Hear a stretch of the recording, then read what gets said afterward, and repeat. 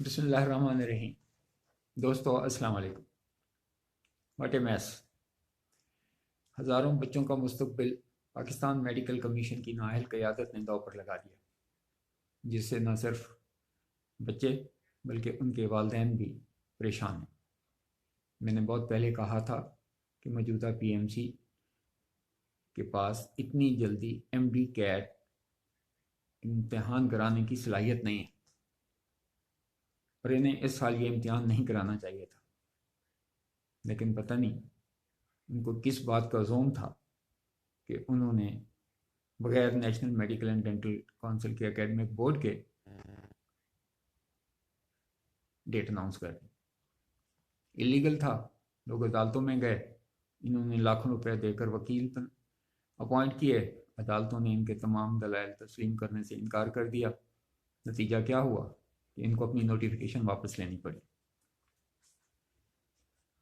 उसके बाद इनको संभल जाना चाहिए था और प्रॉपर तरीके से तैयारी करके इम्तिहान कराना चाहिए था, लेकिन इन्होंने एकेडमिक बोर्ड की नोटिफिकेशन से भी पहले अगले इम्तिहान की फिर डेट दे दी।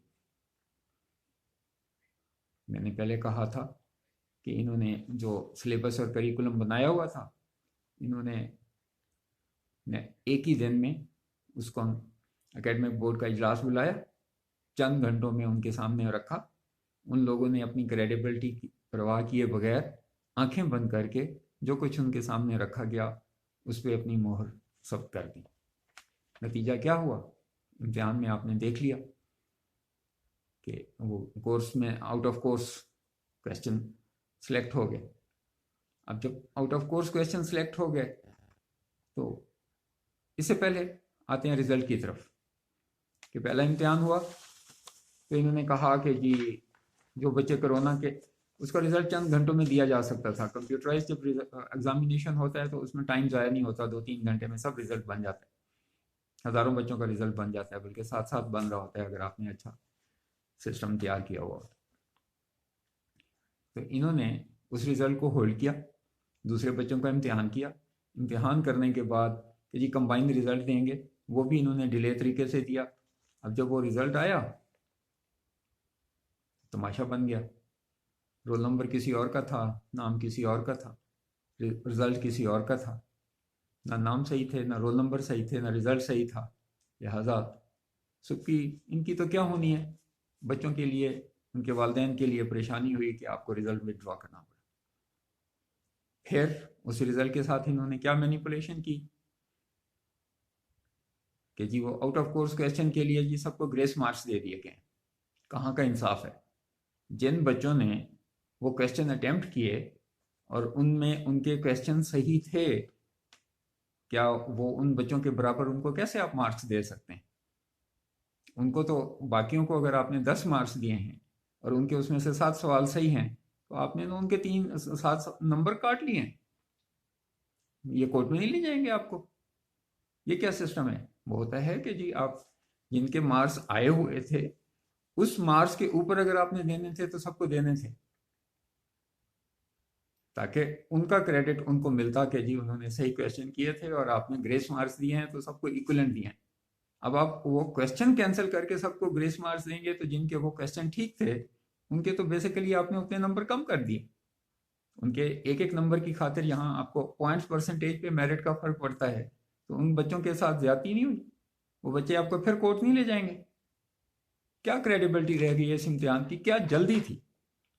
आपने हमारी रेगुलेटरी बॉडी की बदनामी कराई है।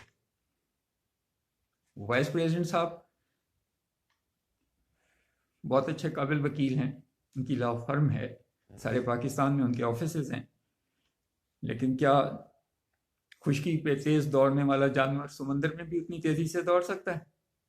ये मुमकिन नहीं है। ये उनका बेबी नहीं था, ये एक प्रोफेशन के साथ खिलवाड़ किया जा रहा है।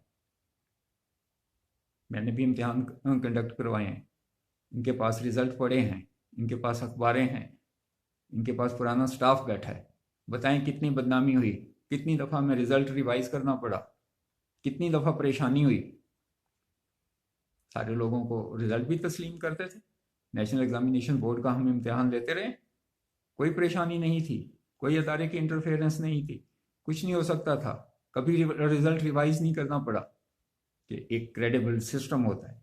जब आप रिजल्ट इतनी दफ़ा रिवाइज करेंगे तो उसकी क्या क्राइटेरिया रह गया है। तो बेहतर है कि आप मैट्रिक और एफएससी की बेस पे जो मेरिट बनता है आप उन सारों लोगों को इजाज़त दे दें कि उसकी बेस पे एडमिशन ले लें। इससे 2, 4, 5, 10% का जो फ़र्क पड़ता है लोगों को, वो इस रिज़ल्ट और इस परेशानी से कम होगा कि बच्चों ने मैट्रिक एफएससी के इम्तिहान में कितनी मैनिपुलेशन हुई होगी। आपके रिजल्ट की क्या क्रेडिबिलिटी है कि आपने कितनी मैनिपुलेशन की है, कितनी नहीं की। अगर आपने अगली दफ़ा फिर रिजल्ट रिवाइज करना है या फिर लाखों रुपए अपने वकला भाइयों को दे के दोबारा केस लड़ने और बच्चों को और उनके वालिदैन को परेशान करना है, बल्कि प्राइवेट मेडिकल कॉलेजेस वाले भी परेशान होंगे कि वो तनख्वाहें दे रही हैं, सेशन लेट होगा, फिर आप आगे चल के इनके और बड़े मसले मसाइल इसमें से निकलेंगे और मसला आएगा। तो बदनामी किसकी हुई है? गवर्नमेंट की, पीएमसी की नहीं हुई। आपको इतनी गालियां पड़ी हैं जो गुज़श्ता 70 सालों में उसका अशर भी नहीं पड़ी होंगी। ये माल एडमिनिस्ट्रेशन नहीं है, ये नलायकी है। और बेहतर है कि अभी भी वक्त है, समझ जाएं, कोई एक काबिल अमल फार्मूले के तहत इन सारे बच्चों को किसी और इम्तिहान में से गुजारे बगैर मैट्रिक और एफएससी की बेस पे दाखिले अनाउंस कर दें। अगर आपने ये करना है तो फिर मैं आला अदालतों से कहूँगा कि इसको प्रोव करें सही तरीके से कि हो क्या रहा है, और गवर्नमेंट भी देखे कि उन्होंने किस किस्म के बंदे नॉमिनेट कर दिए जिनकी क्रेडिबिलिटी मार्केट में अब नहीं रहेगी। ये well begun is half done. आपने इतने दिनों में किया क्या है सवाए बदनामी के? तो बेहतर है कि अभी भी संभल जाएं और बच्चों को और उनके वालिदैन को ज़्यादा परेशान ना करें। बाकी की डिटेल जो एनएफ की है वो फिर अगली किसी केस में बना देंगे। ये मैस देख के रहा नहीं गया। Thank you.